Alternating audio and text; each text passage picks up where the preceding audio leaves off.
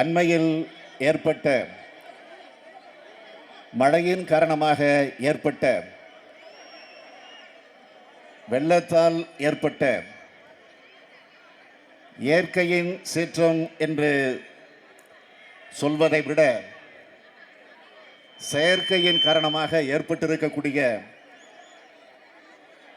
அதிலும் குறிப்பாக சென்னை, திருவள்ளூர், காஞ்சிபுரம் போன்ற பல்வேறு மாவட்டங்களில் ஏற்பட்டிருக்கக்கூடிய கொடுமைகளுக்கு நீதி கேட்க, அந்த கொடுமைகளுக்கு காரணமாக இருந்திருக்கக்கூடியவர்களுக்கு உரிய நடவடிக்கை எடுத்து அவர்கள் மீது உரிய நடவடிக்கை எடுத்திட வேண்டும் என்பதை வலியுறுத்தக்கூடிய வகையில் திராவிட முன்னேற்றக் கழகத்தின் சார்பில் இந்த ஆர்ப்பாட்டம் இங்கு நடைபெற்றுக் கொண்டிருக்கிறது. இந்த ஆர்ப்பாட்டத்திற்கு நம்முடைய தலைவர் கலைஞர் அவர்களே தலைமை ஏற்று தன்னுடைய உணர்வை வெளிப்படுத்த வேண்டும் என்கிற உணர்வோடு இங்கு வந்திருக்கிறார்கள். நான் ஒன்றை இங்கே குறிப்பிட்டு காட்ட விரும்புவது, எப்பொழுதெல்லாம் ஜெயலலிதா தமிழ்நாட்டிலே ஆட்சி பொறுப்பில் இருந்திருக்கிறாரோ அப்பொழுதெல்லாம் தமிழ்நாட்டிலே எப்படிப்பட்ட விபத்துக்கள், எப்படிப்பட்ட பலிகள் நடந்திருக்கிறது என்பதற்கு தொடர்ந்து நாம் அவருடைய ஆட்சிகளை தொடர்ந்து பார்த்து கொண்டிருக்கிறோம். உதாரணமாக 1991 96 வரையில அவர் ஆட்சி பொறுப்பில் இருந்த போது 92ஆம் ஆண்டு கும்பகோணத்தில் நடைபெற்ற மகாமகம், அந்த மகாமகம் குளத்தில் ஏற்பட்ட கொடுமை, அதில் 100க்கு மேற்பட்டவர்கள் பலியாகி இருக்கிறார்கள். அதற்கு என்ன காரணம் என்று கேட்டால், முதலமைச்சராக இருந்த அம்மையார் ஜெயலலிதா அவர்களும் உடன்பிறவா சகோதரியாக இருந்த சசிகலா அவர்களும் அந்த மகாமகம் களத்துளைப்பை குளித்த காரணத்தால், அந்த குளிக்கிற காட்சியை பக்தர்கள் பரவசத்தோடு பார்க்க முயற்சித்த காரணத்தால் ஏற்பட்ட கொடுமை, 100க்கு மேற்பட்டவர்கள் அங்கு பலியாகி இருக்கிறார்கள். அதை தொடர்ந்து பார்த்தோம் என்று சொன்னால் 2004ஆம் ஆண்டு சுனாமி என்கிற ஒரு பேரலை நம்முடைய தமிழகத்தை தாக்கியது. அப்பொழுது 1000க்கு மேற்பட்டவர்கள் பலியாகி இருக்கிறார்கள். அதேபோல் அதை தொடர்ந்து 2011ஆம் ஆண்டு கடலூர் மாவட்டத்தில் தானே புயல், கடலூர் மாவட்டமே தலைகீழாக மாறி இன்றைக்கும் அந்த கொடுமையிலிருந்து விடுபட முடியாத நிலைகளை அந்த மாவட்டத்தில் இருக்கக்கூடிய மக்கள் தவித்துக் கொண்டிருக்கிறார்கள்.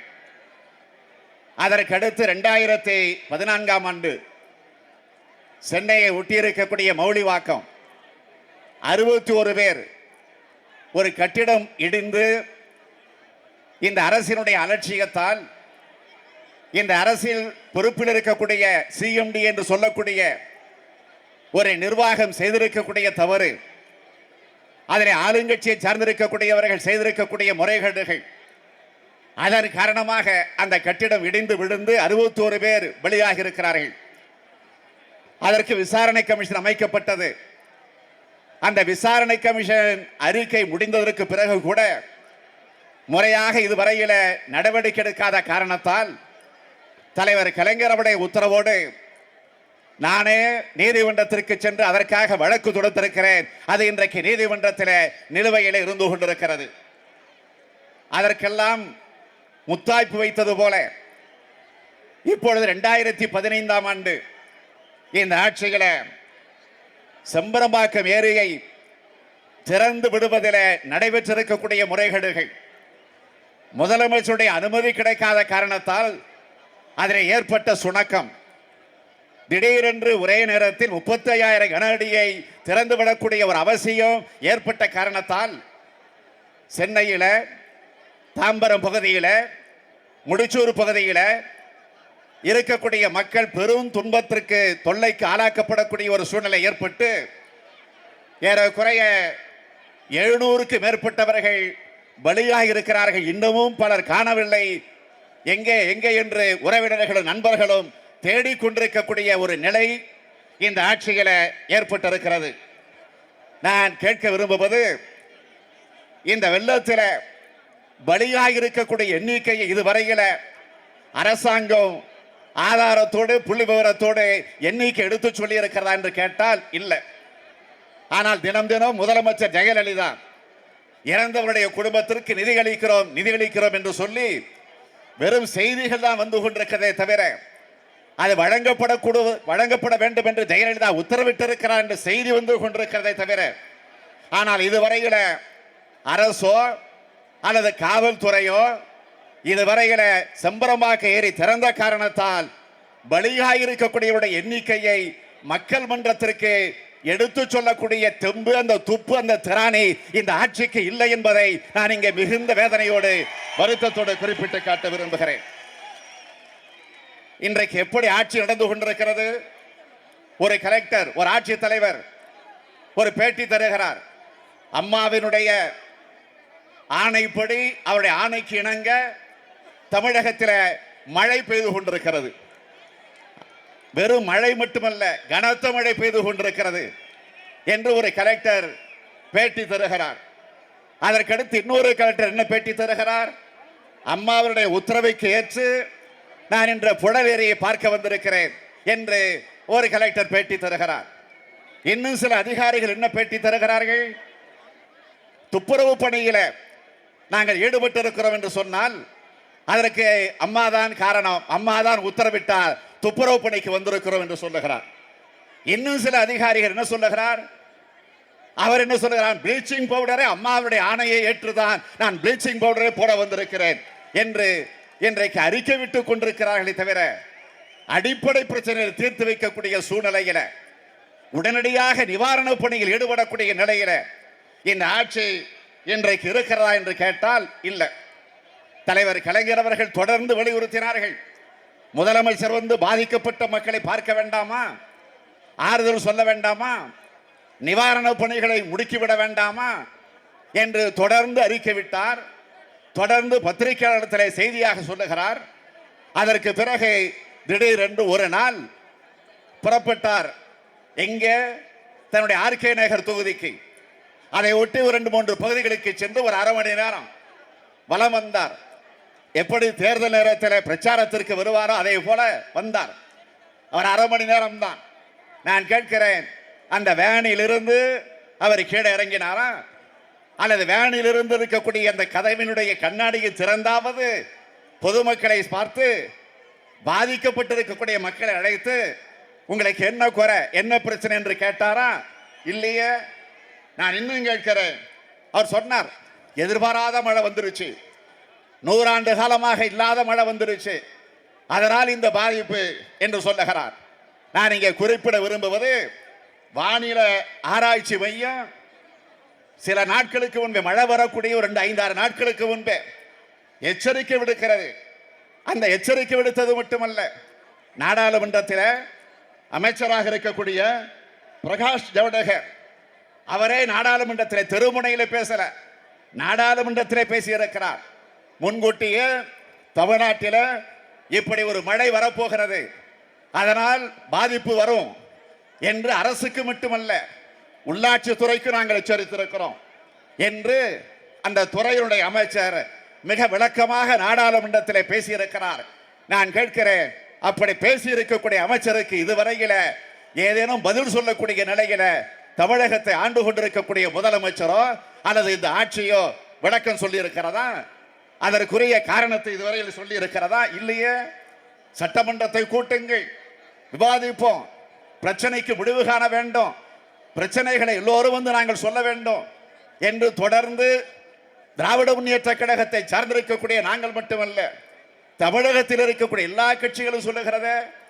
தலைவர் கலைஞர் அவர்கள் இந்த மழை வந்த உடனடியாக எங்களை அழைத்து திராவிட முன்னேற்ற கழகத்தின் சார்பில் 1 கோடி ரூபாய் வெள்ள நிவாரண நிதியை தருகிறேன் என்று நான் அறிவிக்கப் போகிறேன் என்று எங்களிடத்தில் எடுத்து சொல்லிவிட்டு அதற்கான காசோலையை எங்களிடத்தில் தந்து நேரடியாக தலைமைச் செயலகத்திற்கு சென்று உரிய இடத்திலே தந்துவிட்டு வா என்று சொன்னது மட்டுமல்ல, உடனடியாக அனைத்து கட்சி குழு கூட்டத்தை கூட்டுங்கள், விவாதிப்போம், ஒருங்கிணைப்பு குழுவை கூட்டுங்கள். மாவட்ட அளவிலிருந்து ஊராட்சி அளவில் இருக்கக்கூடிய எல்லோரையும் ஒருங்கிணைத்து கட்சி பாகுபாடின்றி அரசியல்வாதிகள் மட்டுமல்ல, பொதுநல சங்கங்களை சார்ந்திருக்கக்கூடியவர்கள், தன்னார்வ தொண்டு நிறுவனங்கள், அவர்கள் அத்தனை பேரையும் ஒருங்கிணைத்து ஒரு குழு அமையுங்கள்.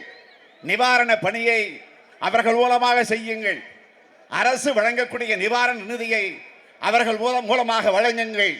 அப்படி வழங்கினால் அதில் ஊழல் நடைபெற வாய்ப்பில்லை. முறையாக பாதிக்கப்பட்டிருக்கக்கூடிய மக்களுக்கு முறையாக போய் சேரும் என்று மிக தெளிவாக எடுத்து சொன்னார்கள். நான் இந்த நேரத்தில் ஒன்றை உங்களுக்கு நினைவுபடுத்த விரும்புகிறேன். இதே திராவிட முன்னேற்றக் கழகம் ஆட்சி பொறுப்பில் இருந்த போது 5 முறை நம்முடைய தலைவர் கலைஞர் அவர்கள் தமிழகத்தினுடைய முதலமைச்சராக இருந்தபோது எத்தனையோ முறை நம்முடைய தமிழ்நாட்டில் மழை வந்திருக்கிறது, வெள்ளம் வந்திருக்கிறது, புயல் தாக்கி இருக்கிறது. ஆனால் அப்படி வருகிற நேரங்களில் எல்லாம் எப்படி அன்றைக்கு முதலமைச்சராக இருந்த தலைவர் கலைஞர் அவர்கள் தன்னுடைய நிர்வாகத்தை எப்படி செயல்படுத்தி காட்டினார் என்பதை இந்த நாட்டிற்கு நான் அதிகம் எடுத்து சொல்ல வேண்டிய அவசியம் இல்லை. இருந்தாலும் ஒன்று நான் குறிப்பிட்டு காட்ட விரும்புகிறேன். 1999 திராவிட முன்னேற்ற கழகம் ஆட்சி பொறுப்பில் இருந்த போது தலைவர் கலைஞர் அவர்கள் முதலமைச்சராக இருந்த நேரத்தில் 99ஆம் ஆண்டு மார்ச் மாதம் இதே போல ஒரு மழை வந்துச்சு. தொடர்ந்து மழை பெய்து கொண்டிருந்தது. அந்த நேரத்தில் சென்னைக்கு குடிநீரை வழங்கி கொண்டிருக்கக்கூடிய புழல் ஏரி, அந்த புழல் ஏரி உடையக்கூடிய ஒரு சூழ்நிலை ஏற்பட்டுச்சு. அப்படி ஏற்பட்ட நேரத்தில் அதுவும் எந்த நிலையில் என்று கேட்டால், அங்கிருக்கக்கூடிய கீழ்நிலையில் இருக்கக்கூடிய அதிகாரிகள் விடியற்கால 3 மணி அளவில் 4 மணி அளவில் அதை கண்டுபிடித்து உடனே சம்பந்தப்பட்டிருக்கக்கூடிய மேலதிகாரிக்கு சொல்லுகிறார்கள். அதற்கு பிறகு ஆட்சித்தலைவருக்கு இந்த செய்தி கிடைக்கிறது. அப்பொழுது விடியற்கால 4 மணி இந்த செய்தியை மாவட்ட ஆட்சித்தலைவர் அவர்கள் முதல்வராக இருக்கக்கூடிய தலைவர் கலைஞரிடத்தில் நேரடியாக அல்ல, அங்கிருந்து உடனடியாக தொலைபேசியிலேயே தொடர்பு கொண்டு விவரத்தை சொல்லுகிறார். எப்பொழுது நன்றாக கவனியுங்கள். விடியற் காலை 4 மணிக்கு மாவட்டத்தினுடைய ஆட்சித்தலைவர், திருவள்ளூர் மாவட்டத்தினுடைய ஆட்சித்தலைவர் IAS அதிகாரி பிரபாகரன் அவர்கள் அவர்தான் இந்த செய்தியை சொல்லுகிறார். செய்தியை சொன்னதும் அடுத்த வினாடி கோபாலபுரத்திலிருந்து தலைவர் கலைஞர் அவர்கள் கிளம்பி 4:30 மணிக்கு 5 மணிக்கு இதே சென்னை செயின்ட் ஜார்ஜ் கோட்டைகளை வந்து உட்காருகிறார்.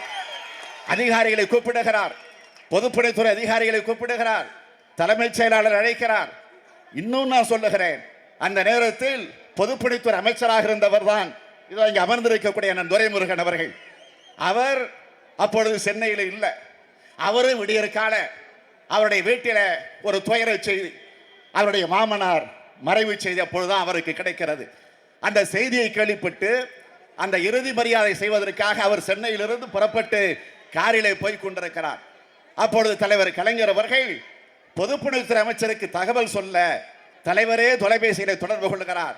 அப்பொழுது நான் துக்க நிகழ்ச்சிக்கு போய் கொண்டிருக்கிறேன் என்று அண்ணன் துரைமுருகன் சொன்னப்போ தலைவர் என்ன சொன்னார் தெரியுமா?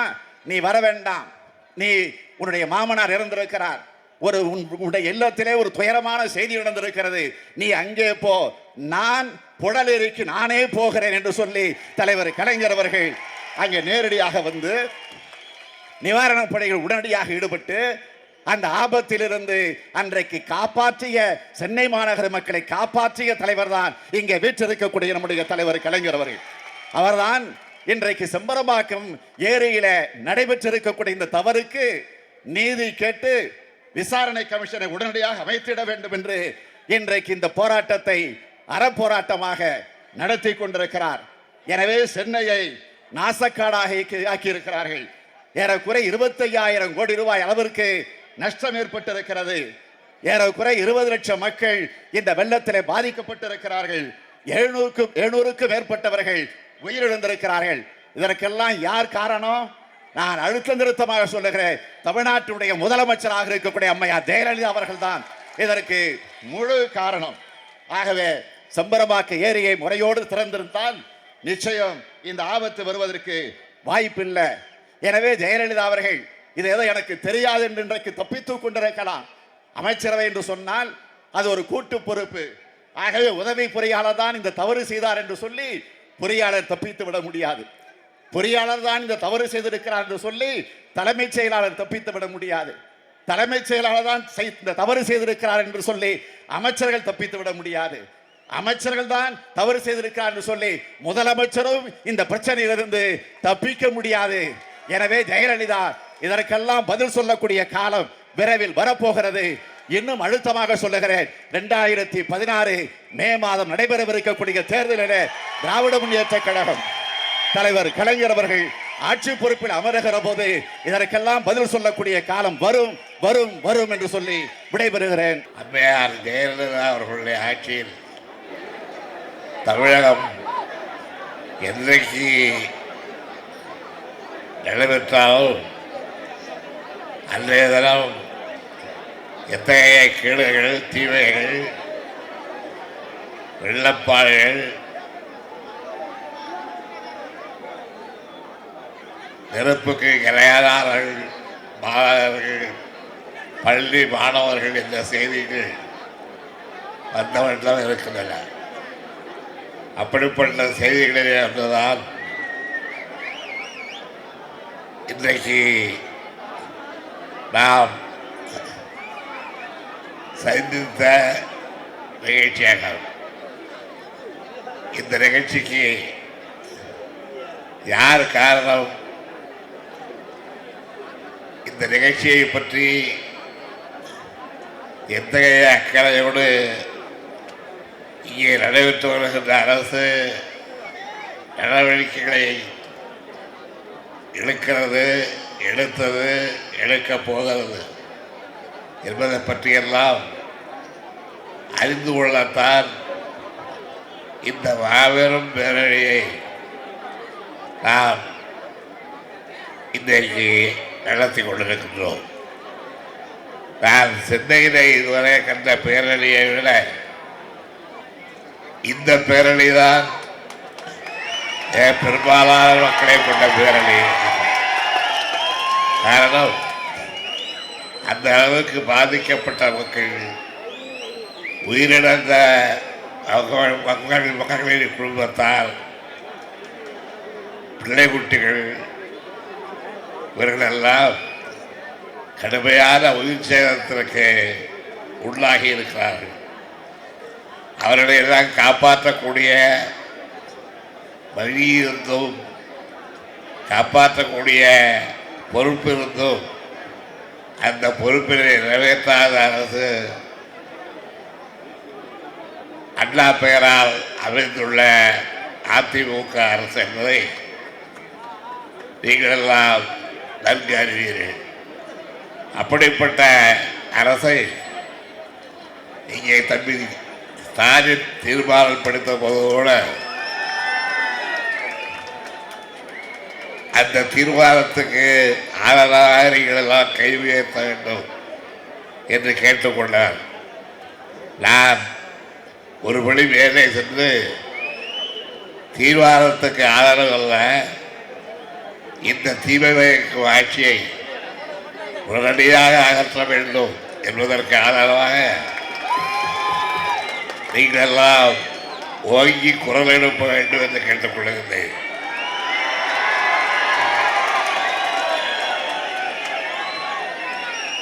இந்த ஆட்சியால் ஏற்பட்ட தீமைகள் ஒன்றாக இங்கே ஸ்டாலின் குறிப்பிட்டதை போல் வந்தது வராதமாக கும்பகோணத்திலே மகாமகம் நடத்தி அதிலே இந்த சகோதரிகள் ஜெயலலிதா அம்மையாரும் சசிகலா அம்மையாரும் மகாமக குளத்திலே குளிக்கிறேன் என்று கூறி அவருக்கு புரிந்த அட்டகாசங்கள், அதற்காக நடைபெற்ற வைபவங்கள், விழா, இதையெல்லாம் நாம் மறந்து விடுவதற்கு இல்லை.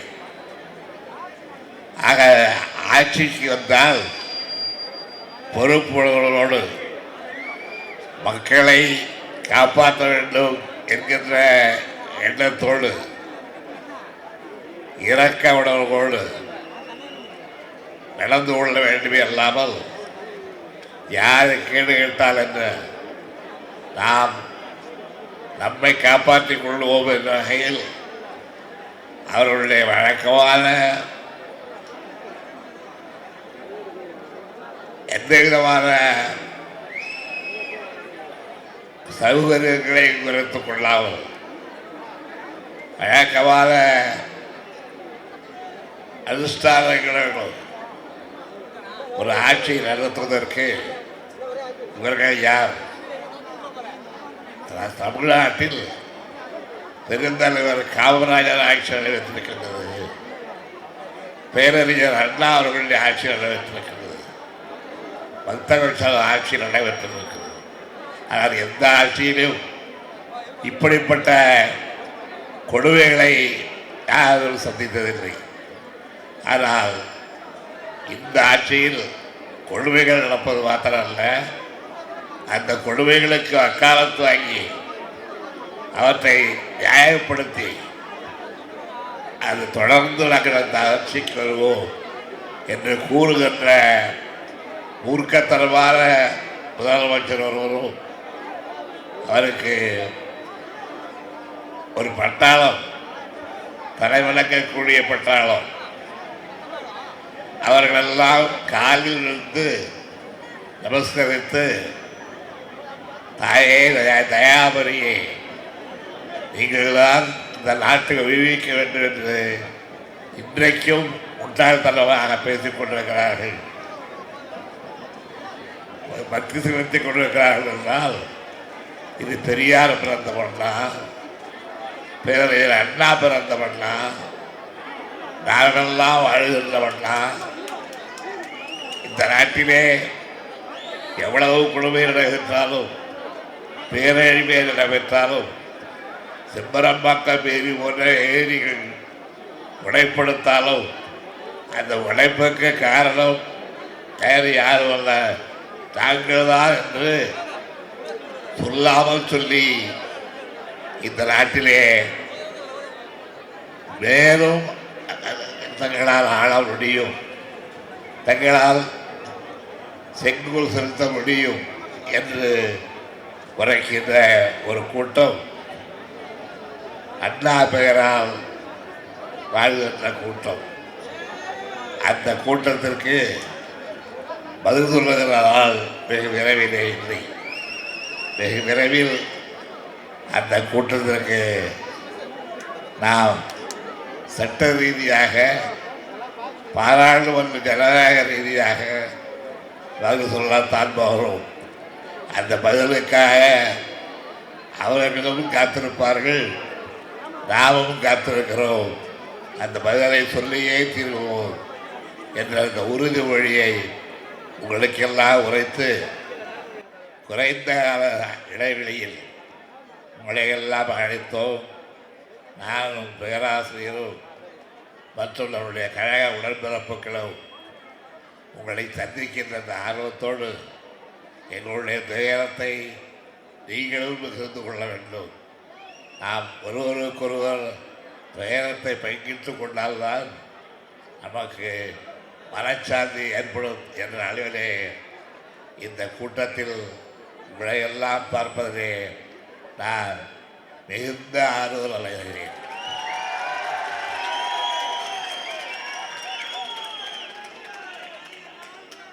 நீங்கள் இந்த நிகழ்ச்சி முடிந்து வீட்டுக்கு சென்றதும் உங்களிடத்தில் சொல்லுங்கள், ஏன் எங்கே போகிறோம், எந்த நிகழ்ச்சிக்கு போகிறோம், கருணாநிதியினுடைய கூட்டத்திற்கு சென்றோம், பேராசிரியர் அன்பழகனுடைய பேச்சைக்கு சென்றோம் என்று இல்லாமல் நாம் அனைவருக்கும் ஒட்டுமொத்தமான ஒரு பங்கு இருக்கிறது. அந்த பங்கு தான் தமிழ்நாட்டு மக்களை எந்த நிலையிலும் எந்த சூழலிலும் காப்பாற்றுகின்ற பங்கு. அந்த பங்கினை சென்றோம், செலுத்துகிறோம், செலுத்திக் கொண்டே இருப்போம். தமிழ் மக்களை நாம் காப்பாற்றுவோம் என்ற அந்த உறுதியோடு இங்கே எந்த குழுவி இருக்கின்ற உங்களை எல்லாம் வழியெழுப்பி நான் விடைபெற்றுக் கொண்டிருந்தேன். வணக்கம்.